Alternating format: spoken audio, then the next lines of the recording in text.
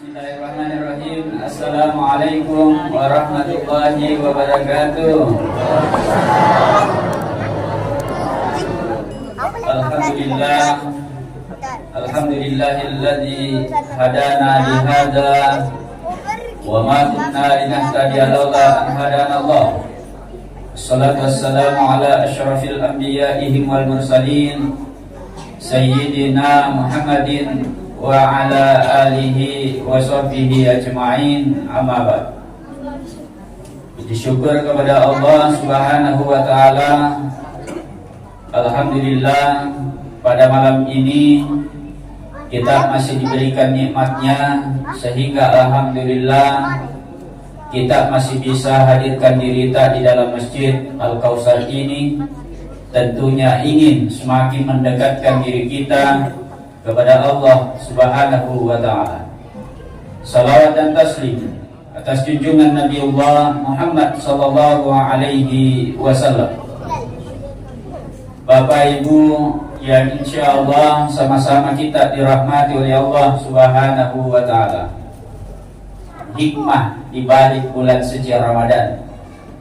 Ditutup pintu neraka, dibuka pintu surga, berarti ada hikmah di balik itu, Bapak Ibu sekalian. Apa hikmahnya? Banyak hikmahnya. Ada, kalau dalam ilmu hikmah, ada namanya faidah ruhiyah. Apa namanya yang dimaksud dengan faidah ruhiyah? Faidah ruhiyah itu adalah melatih kejiwaan, melatih kesabaran, melatih ini sel-sel otak, ya, termasuk fisik dan jasad kita ini dilatih, Bapak Ibu sekalian. Itu namanya ruhiyah. Jadi melatih jiwa kita. Ya, jadi kalau Ramadan ini kita disuruh puasa berarti ada yang dilatih. Ada hikmah di balik ini semuanya, Bapak Ibu sekalian. Kenapa kita menginginkan suatu hikmah di balik di bulan suci Ramadan ini? Karena kita sudah lama masih berdoa. Ada yang berdoa dari tahun lalu. Kan juga saya selalu sampaikan di malam pertama Ramadan, Bapak Ibu sekalian. Saya bilang kalau di malam pertama Ramadan berdoa kita. Perbaiki doa kita, ya Allah, semoga Ramadan ini kita diberikan kesehatan oleh Allah Subhanahu wa taala dalam menjalankan ibadah rutinitas di dalam bulan suci Ramadan ini, ya Allah. Dan minta kepada Allah, ya Allah, semoga Ramadan yang akan datang, ya Allah, kami bisa dapatkan, ya Allah. Minta kepada Allah, Bapak Ibu sekalian. Kenapa? Doa itu doa mukhul ibadah. Ad-du'a'u silahul mu'min. Doa itu adalah otaknya ibadah. Ad-du'a'u silahul mu'min adalah, doa itu adalah senjata hati kita ini orang mukmin, Bapak Ibu sekalian. Makanya di dalam bulan suci Ramadan ini pokoknya kasaki doa tak. Berbanyak doa tak, minta kepada Allah Subhanahu wa ta'ala. Di bulan suci Ramadan yang sangat luar biasa, Bapak Ibu sekalian. Sangat luar biasa. Tentu kalau dibedakan waktu Covid dengan sekarang, tersesat waktu itu, Bapak Ibu sekalian. Tapi sekarang alhamdulillah dilonggarkan. Longgar topi masjid kan. Kurang yang datang, baru malam ke-6 kurang-kurang jemaah. Iya. Ada, saya ingat khutbahnya Profesor Dr. Nasruddin Umar. Dalam khutbahnya bahwa hargai waktu. Hargai waktu. Ya. Salah satu di antaranya waktu itu dalam khutbahnya beliau menyampaikan salah satu yang bisa dihargai salah satunya. Nah, semua waktu harus sebenarnya, tapi contoh kasih waktu itu beliau menyampaikan begini, Bapak Ibu sekalian. Dulu orang tua dulu kita tidak punya kendaraan, tidak punya pendidikan yang maksimal seperti saat sekarang ini. Ekonomi juga pas-pasan orang tua dulu kita.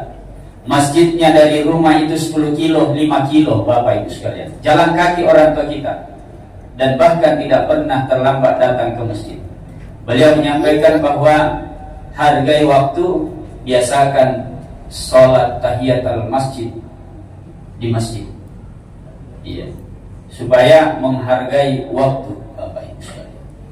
Nah, inilah menjadi sebuah tantangan di era milenial, digital, IT, serba IT kita. Terkadang kita mau WA-WA, terkadang dengar azan masih saja kita buka-buka WA, terkadang kita mau Facebook. Padahal umurnya sudah 70 tahun, 80 tahun, sehingga dulu mati TikTok di depannya masjid dengan kasih status tarwi guys. Kenapa kok gesti? Iya. Umur mau perhatikan 70, 80. Kata Nabi, umur 40 tahun perbaiki sahibi, ibadah tak Bapak. Di umur 40 tahun sudah menanjak, di 40 itu sudah mulai menurun. Umur 40 tahun itu sudah mulai nih tanda-tanda nakasih ki Allah. Nikmat sudah dicabut sedikit demi sedikit. Apa contohnya Ustaz?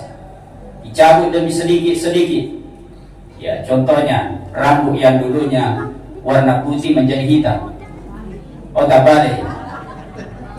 Iya, itu salah satunya. Dulu lengkap gigi kita, Bapak Ibu sekalian. Sudah mulai nih jatuh tas satu-satu. Itu semuanya nikmat Allah. Jadi kalau umur 40 tahun tidak apa-apa. Jadi kalau mati TikTok, tapi ya ingat tongi perlu ibadah.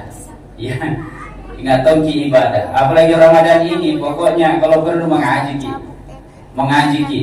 Kalau perlu bangkit tengah malam. Bangkit tengah malam sholat. Tidak bisa ki 2 rakaat sholat tengah malam, ya 4 rakaat mau. Lagi 2 rakaat sisa awal lah Ustaz. Iya, usahakan di Bapak Ibu sekalian. Apalagi kalau umur tak sudah 40-an ke atas. Ya, kalau Ustaz belum di kanan bar 21. Bila lihat saya rambut tak Ustaz, masih mengikuti. Iya, perbanyak ibadah Bapak Ibu sekalian. Ada berkah, ada hikmah, ada berkah kita dapat Bapak Ibu sekalian. Ada juga berkah itu bisa kita dapat di saat-saat sahur Bapak Ibu sekalian. Di mana tempatnya Ustaz? Kita sahur Bapak Ibu sekalian. Seumpamanya saya berapa malam saya tiba habis tarwi, kemudian melanjutkan perjalanan ke suatu daerah, tiba subuh. Jadi kalau mau kita ambil berkah begini, kita makan, seumpamanya kecapean sekali, kita makan Bapak Ibu sekalian. Nanti 10 menit atau 20 menit mau imsak, makan dulu kurma. Makan kurma yang ganjil-ganjil. Ya. Yang mana yang ganjil dimaksud Ustaz? Ya 1 atau ke 21. Ya, kita lewat-lewat. Iya. 1, 3 biji baru minum. Niatkan nawaitu shoma gadin an adai fardhi syahr Ramadan sisanatillah ta'ala. Insyaallah ada berkah di situ Bapak Ibu sekalian. Itu kan kalau buka usahakan awal. Kalau sahur usahakan akhir-akhir sebelum imsak. Hanya kalau orang di Mekah imsaknya itu pas titik terakhir. Kalau kita di Indonesia imsak masih ada 10 menit. Ya, itu semua dikaji oleh ulama-ulama kita. Masih ada beberapa menit, 10 menit atau berapa menit sebelum masuk waktu. Kenapa? Biasanya kita sudah masuk di waktu imsak, orang Indonesia masih pergi merokok, minum kopi katanya. Ya, jadi ulama kita mengkaji semuanya itu. Oh, Indonesia tidak boleh dikasih pas, tidak sama kalau di Arab. Masuk waktu kalau di Arab imsak langsung masuk, tidak boleh makan. Ya, inilah hikmah di dalam bulan suci Ramadan Bapak Ibu sekalian. Itulah ada namanya ruhiyah. Itulah yang kita latih mengambil hikmah di balik di dalam bulan suci Ramadan ini. Kemudian yang kedua ada namanya faedah ijtimaiyah.